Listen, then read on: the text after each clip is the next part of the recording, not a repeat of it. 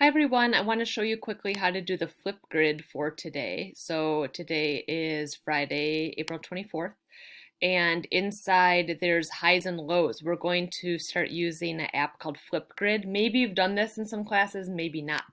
It's cool because you can get to record yourself.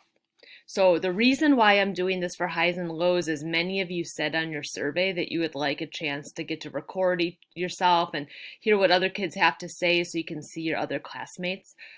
So far, you have been mostly just communicating with me, and so I thought it'd be fun if you get to actually share with each other.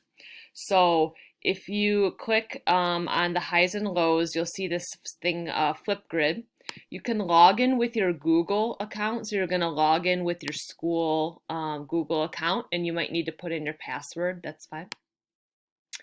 Then it's very easy. You just click on this plus to make a recording, and you need to allow the iPad to let you record.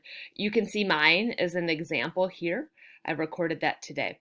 Some of you may want to download the Flipgrid app on your iPad. It will be easy to use Flipgrid if you go in self-service and you find Flipgrid. You can get it very easily to record in the app.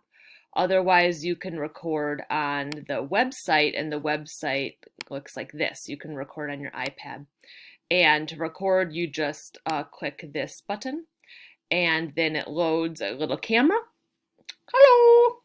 And that's that.